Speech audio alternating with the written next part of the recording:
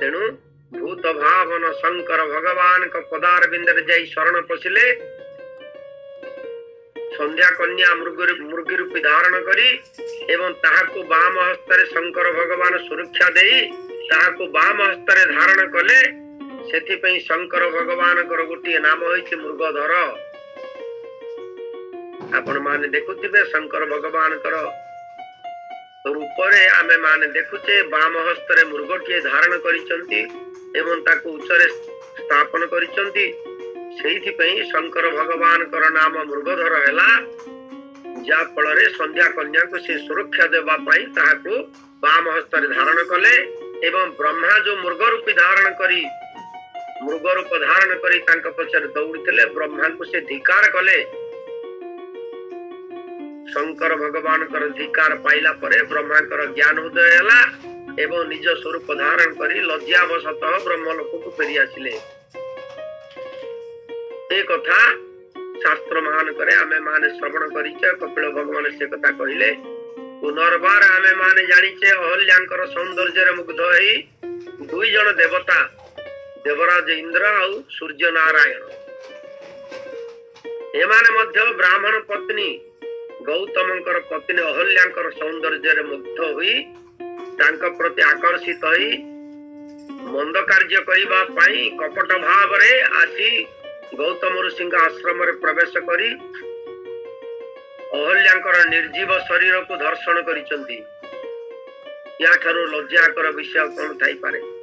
देवराज इंद्र जहांक निकट रे सचिंक भलिया लावण्यमयी नारी अछंती एवं उर्वशी मेनका रंभा तिलोत्तमा हरिप्रिया इत्यादि ये जगतर समस्त सौंदर्य रे परिपूर्ण अप्सरा माने अछंती से ये सामान्य नारी प्रेम रे पड़ी से माने को त्याग करी अहल्याक प्रति आकर्षित होई किभली भाव रे तांको दर्शन कले एवं जा फल रे सहस्र जोनि बार अभिशाप गौतम ठारू पाइले। गौतम महामुनि तांको अभिशाप देले गुटिए सामान्य जोनि रा आकर्षण रे तमे आज ये अपकर्म करिच मु तुमको अभिशाप दउची तमे सहस्र जोनि ही जाओ एवं इंद्र सहस्र जोनि ही साला परे रज्जावशतः व्यास सरोवर भितर जाके आत्मगोपन कले जा फल रे इंद्र पद खाली पड़िला। राजा नहुष सूर्यवंशर राजा नहुषंकु इंद्र पद रे स्थापन करिबा पई देवता माने राजा नहुषंकु नेकी स्थापन कले। ए कथा आमे माने पुराण शास्त्र मान करे श्रवण करिचे। पुनर्बार एठी आमे माने उपलक्ष्य रे आनिमा देवगुरु बृहस्पति तांकर शिष्य होउचंती चंद्र सबु देवता माने देवगुरु बृहस्पतिंकर छात्र।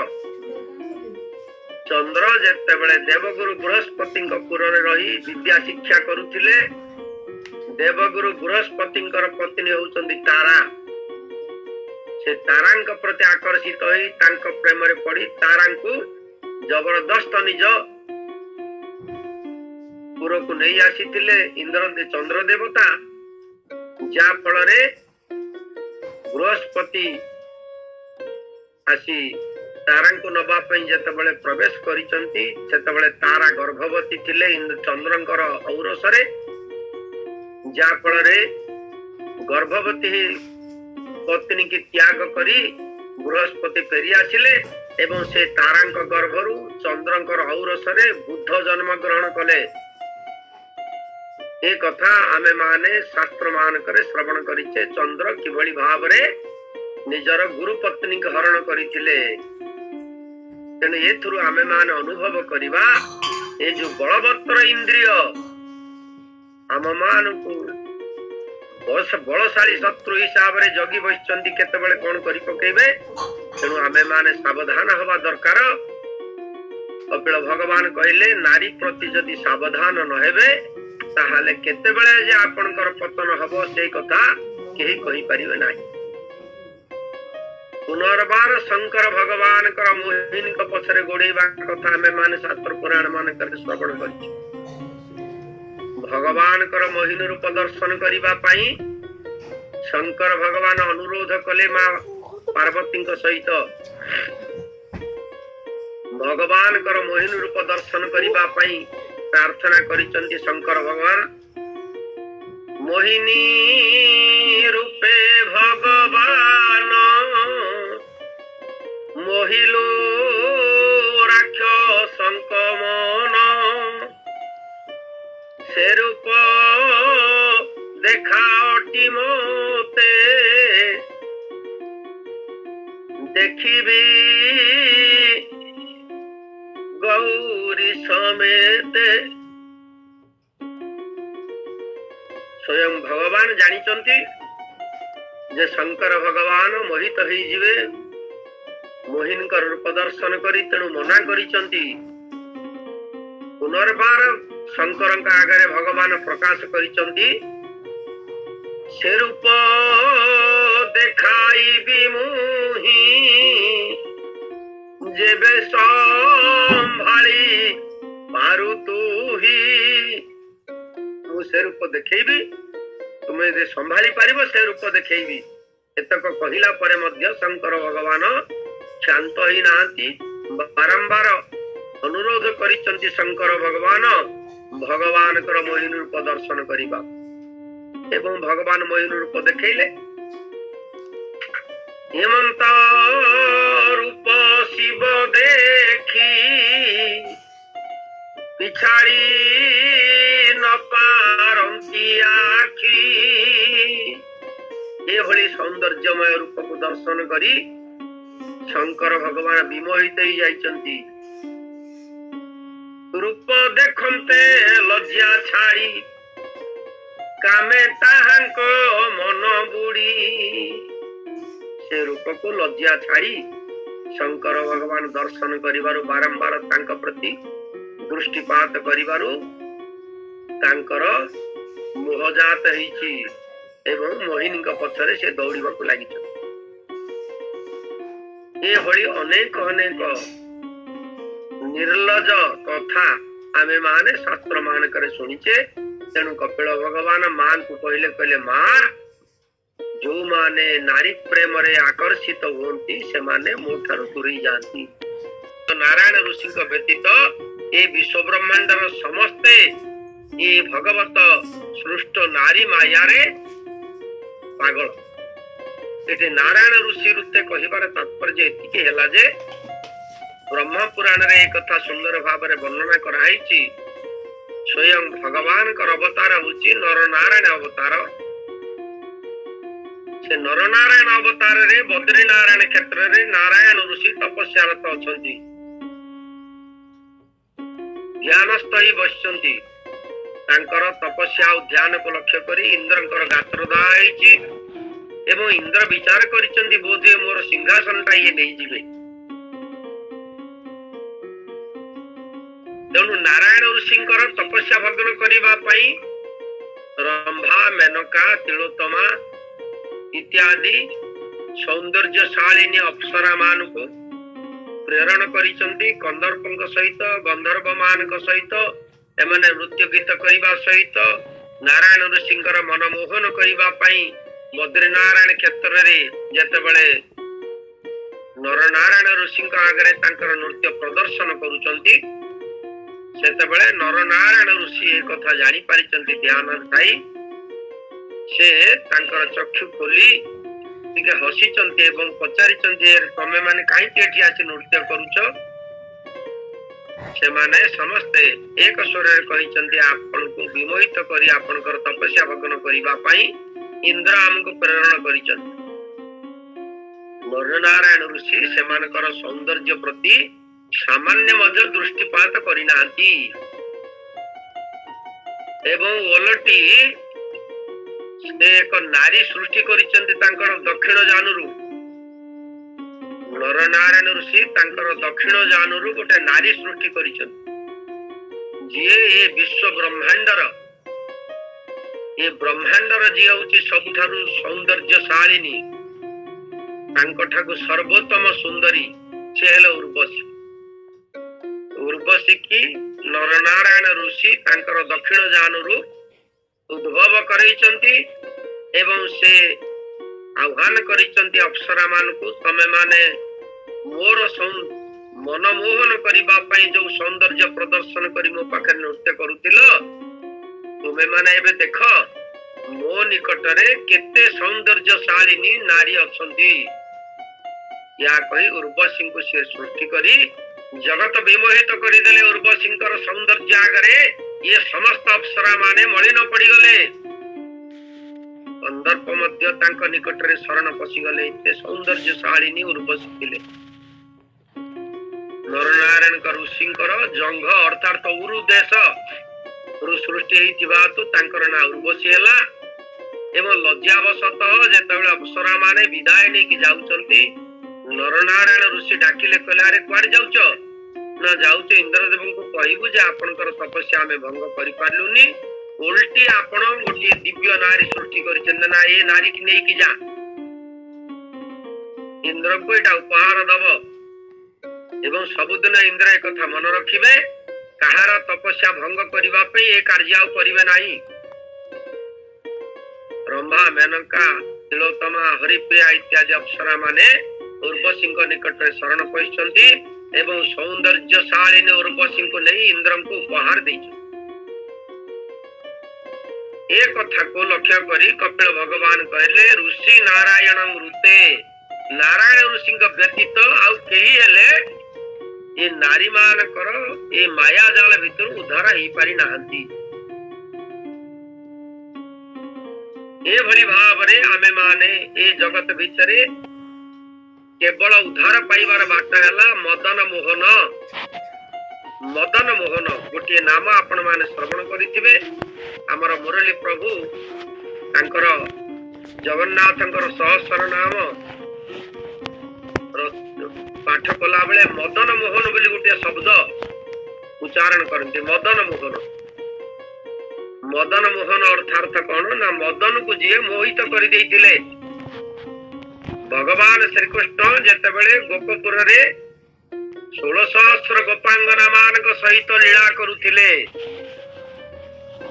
तांकर नाम होची अच्युत से मयूर पीछ धारण करिसंती तांकर मस्तक रे कंदर्प विचार कले गोटी नारी की नहीं करी मु जगत विमोहित करि दउची भगवान श्रीकृष्ण निकट रे 16 सहस्र सौंदर्यशालिनी गोपांगना माने अछंती मु आज भगवान को विमोहित करी कंदर्प समस्त अप्सरा मान को नहीं करी भगवान के निकट रे आसी प्रवेश कले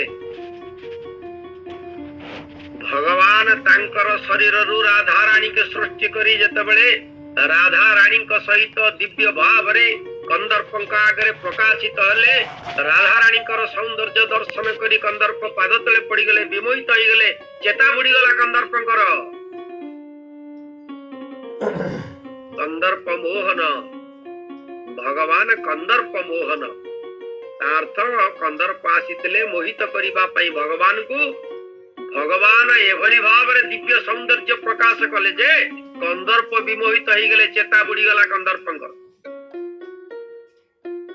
कंदर्प सेतेबेले भगवान को मदन मोहन बोली उपाधि प्रदान कले हे मदन मोहन ये जगत रे मते विमोहित कला वाला केही नथिले मो मन रे अत्यंत गर्व थिला मु जगत को मोहि दउची ब्रह्मा शंकर को मते विमोहित करि देइची किंतु आपण आज मते विमोहित करि देले मदन को मोहन करि देले आपण मते आज पागल करि देले आपण मु आपण को चरण रे शरण पसुची जे मदन मोहन कर नाम स्मरण करिबो मु ताकू प्रभाव पकेइबी नाही एक कथा कंदर्प भगवान के निकट रे प्रकाशित करिथिले तेनु गोटिए मात्र बाट अछि कपिल भगवान कहिले जो माने मदन मोहन को स्मरण करंती से माने को ये नारी माया कोन ये नारी मायार कोटिए गुण माया मध्य आकर्षित करि परिबो ना ब्रह्मा कुसर्जिला ताहे तु आपे मोह गला से संग जेते प्राणी कले देव माया रे मोह गले ए मंत के हो प्राणी अछि ନାରୀ ମାୟାରୁ ତରିଛି ବିନା ସେ ପ୍ରଭୁ ଭଗବାନ ନାରୀଙ୍କେ ନଚିତିଲାନ ବିନା ସେ ପ୍ରଭୁ ଭଗବାନ ନାରୀଙ୍କେ ନଜିତିଲାନ। हरे कृष्ण। बोल गौर प्रेमानंदे हरि हरि बोल। आसंतु प्रजापति स्वं दुहितार दृष्ट्वा तद्रुपदर्शिता। ब्रह्मा जो माया रचना करिसंती से माया रे निज मध्य पतित होई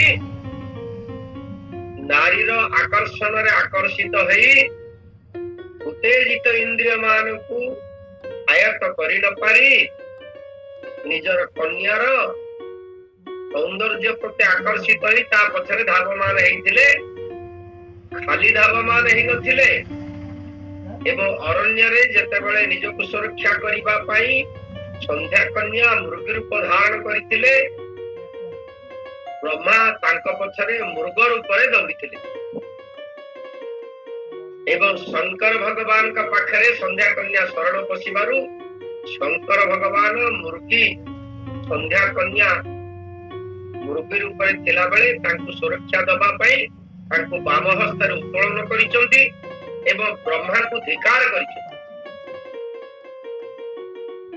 सेई ब्रह्मा 36 नंबर श्लोक रे हम श्रवण कले तत्सृष्ट पितांको अनुसरण करी चतुसन बद्रीनारायण क्षेत्र रे तपस्या रे रत रहिले एवं निजकु भगवान कर चरण रे स्थानित करिवा पई चेष्टा कर जा फल सृष्टि बंद होई गला। तत्परवर्ती अवस्था रे ब्रह्मा पुनर्बार सृष्टि कले 10 संतान एमाने हेले क्रतु पुलह पुलस्त्य अत्रि अंगिरा वशिष्ठ मरीचि भृगु दक्ष और नारद। ये 10 प्रजापति एमानकु 10 प्रजापति कहा जाए। एमानकु प्रजा सृष्टि करिबा पाई ब्रह्मा 10 प्रजापति तैयारी कले। ये 10 प्रजापति की प्रजा सृष्टि करिबा पाई ब्रह्मा निर्देश देले किंतु बड़ दुर्भाग्यर कथा एमाने केही हेले प्रजा सृष्टि करि पारिले नाही। ऐसे ब्रह्मा निराश होई भगवान को ध्यान कले। भगवान करे निर्देश रे ब्रह्मा कर शरीर 2 खंड ही गला। खंडी हला पुरुष आ खंडी हला नारी। ये विश्व ब्रह्मांडर प्रथम पुरुष हेले मनु एवं विश्व ब्रह्मांडर प्रथम नारी हेले सतरूप। ए मनु आ सतरूपा एई मानक ठारू सृष्टिर पर्याय आरंभ होला। तेणु सृष्टि करिबा पई नारी मानकर आवश्यकता भगवान को द्वारा सृष्ट। यदि नारी माने नथिबे ताहले विश्व ब्रह्मांड आ रहिबो नाही। तेणु भगवान कर उद्देश्य को चरितार्थ करिबा पाई भगवान कर माया को परिचालित करिबा पाई नारी माने होचंती मुख्य अंग। तेणु भगवान कर माया केवल जे ब्रह्मा को ग्रास करिछि आम मान को ग्रास करिछि जगतर समस्त जीव मान को ग्रास करिछि ता नुह स्वयं भगवान को मध्य ताहा ग्रास करि।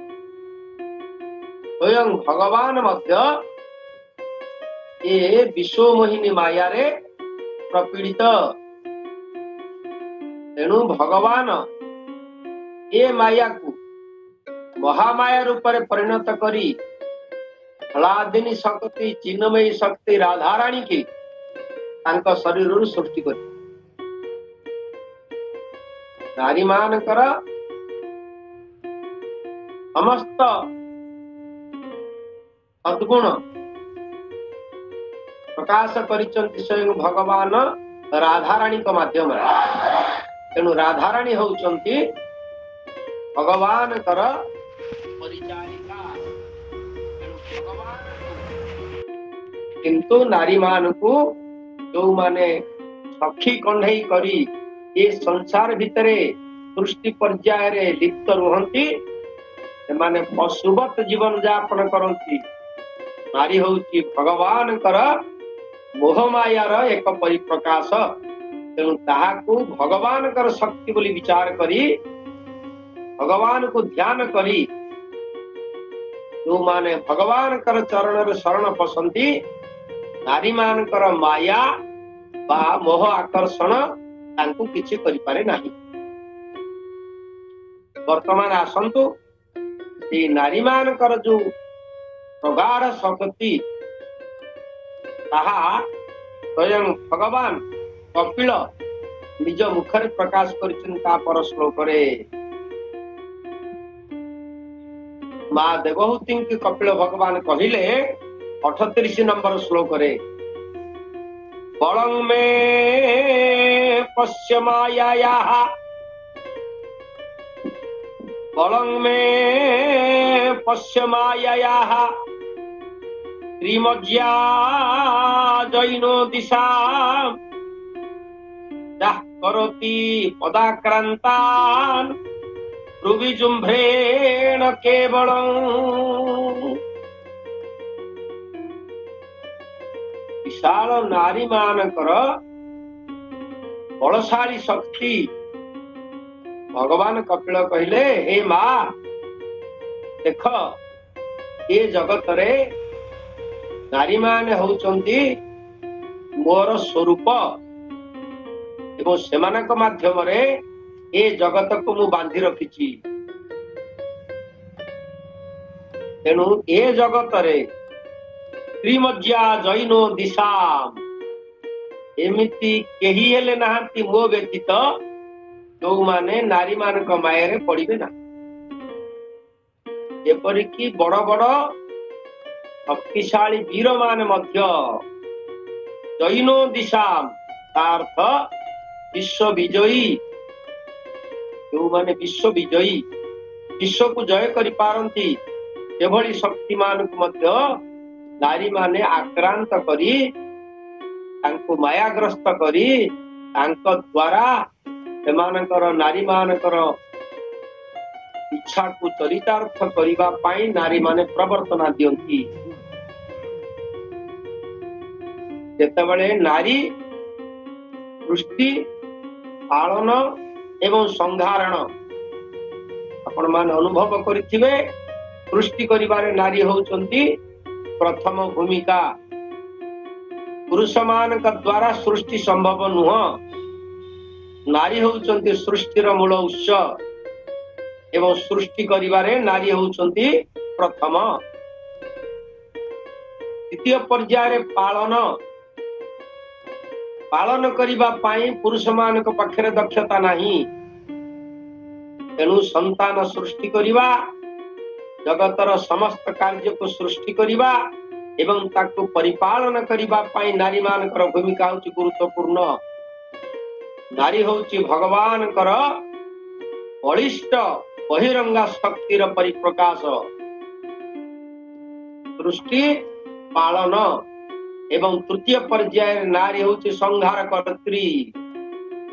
आपण माने समस्त भल भाव रे जानि चंती जेतेबेले महिषासुरर प्रताप रे ए जगतर देवता मान अतिक्रांत हेले। देवता मान को नर मान को ब्राह्मण मान को महिषासुर कष्ट प्रदान कला। सेतेबेले महिषासुर को विनाश करिबा पाई स्वयं जगधात्री मां विशाल शक्तिशाली उग्र रूपा भाव रे कालिंग रत्न निबद्ध नुपुरा लसप्तदाम्बुजमिष्टदाम् अंची रत्न दुकुल हार ललिताम् नीलां त्रिनेत्र ज्वालां शूलद्यस्त्र सहस्र मंडित भुजा मुद्वकत्र पिनस्तनी बाबद्धा रत्न मुकुटां वंदे महेश प्रिया। समस्त देवता माने महिषासुर विनाश करबा पाई जगदम्मा को अनुरोध करिसंदी, कारण पुरुष हाथ में तार मरण हब नाही। संहार करती होउछंती बा अंबिका। तेणु सृष्टि पालन आउ संहारण ये जो तीनटी ये विश्व ब्रह्मांडर महाशक्ति स्वयं भगवान नारी हाथ में ताहा अर्पण करिसंती। पुरुष मान को कंढई रूप बचैबा एवं पुरुष मान द्वारा संसार विकास करवा समस्त कार्य नारी मान द्वारा परिचालित हुए। मात्र से नारी मानकर कपिल भगवान कहले एते शक्तिशाली नारी मानकर ये भ्रुभंगी रे भ्रुविचुम्भ्रेण सेमानकर भ्रुभंगी रे सेमानकर चक्षुर इंगित रे ए जगत रे एमिति केही नाहांती जो माने सेमानकर आक्रमण रु उद्धार पाइबे। आपण माने समस्त भल भाव रे जानती जेतेबेले राक्षस माने समुद्र मंथन शेष पर्याय रे अनंतरीक द्वारा उद्भव अमृत को छड़ई नेले एवं सेमानक भितरे परस्पर भितरे वादानुवाद सृष्टि हैला। मु आग खाइबी से कहला मु आग खाइबी ए भली भाव रे अमृत को धरिकरी सेमानकर वादानुवाद सृष्टि होउची। देवता माने हाहाकार कले, स्वयं भगवान के निकट रे प्रार्थना कले महाप्रभु राक्षस माने अमृत छड़ई नेले से माने अमृत भोजन कले आ मरिबे नाही, आम मान को बहुत कष्ट देबे, जगत को बहुत कष्ट देबे। भगवान तांकर सर्वमय शक्तिशाली बहिरंगा शक्ति को माया रूप रे मोहिनी रूप रे प्रकाशित हेले। मोहिनी भ्रुभंगी रे सब बलशाली राक्षस माने सेमानकर अमृत भोजन परित्याग करी तांकर सौंदर्य प्रति विमुग्ध होई तांक निकट रे तांकर चतुर्पार्श्व रे आसी घृणायमान भाव रे तांक प्रति आकर्षित हेले। अमृत भोजन बंद हो गला। भगवान कर बहिरंगा शक्तिर जो आकर्षण ताहार अन्य नाम हैला माया एवं तार अन्य नाम हैला नारी। नारी होउची भगवान कर बहिरंगा शक्तिर बलिष्ठ परिप्रकाश। तेणु ये शक्ति भितर उद्धार पाइबा पाई ये विश्व ब्रह्मांड रे केही ना। तेणु शास्त्र रे कहा जाइछि जेड़े तेजसी ता तेज मोते अछि तो जना, उलसर आगे पड़िले सर्वे होइबे बणा। ये ब्रह्मांड रे जेते शक्तिशाली पुरुष अछंती केही हेले नारी मानकर ए कबल रु बाहर को जीवा शक्ति कार हेले नाही। किंतु भगवान सुंदर भाव रे तांकर अंतरंगा शक्ति की प्रकाश करी जगत रे प्रतिभात करैचंती। जो माने भक्ति स्वरूपिणी अर्थात राधा रानी तांकर प्रति आकर्षित हेबे, तांक निकट रे शरणागत हेबे, ये सामान्य नारी सेमानकु किछि करि परिबे ना। अति सुंदर भाव रे कपिल भगवान मां देवहूति की एक कथा बुझाई देले। एते शक्तिशाली नारी मानकर कटाक्ष, नारी मानकर आकर्षण, नारी मानकर सौंदर्य एते शक्तिशाली हेले मध्य ए विश्व ब्रह्मांडर समस्त को परायत करि पारुथिले मध्य जो माने भगवान कर अंतरंगा शक्ति मां राधारानी कर सौंदर्य प्रति आकर्षित हेबे किंबा मां राधारानी कर पदार बिंदरे निजर मति स्थापन करिवे, भक्ति भावापन्न हेबे, ସେମାନଙ୍କୁ ଏ ଶକ୍ତିଶାଳୀ ନାରୀ ମାୟା କିଛି କରିପାରିବ ନାହିଁ। କେଡ଼େ ସୁନ୍ଦର ଭାବରେ କପିଳ ଭଗବାନ ଆମ ମାନଙ୍କୁ ସୂଚନା ଦେଲେ। ଏତେ ବଳିଷ୍ଠ ଶକ୍ତି ଭିତରୁ ଉଦ୍ଧାର ପାଇବା ପାଇଁ ହେଲେ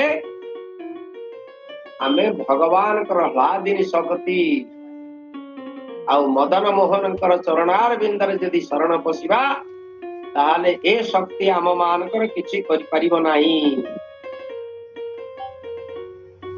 ସୁନ୍ଦର ଭାବରେ ଆମର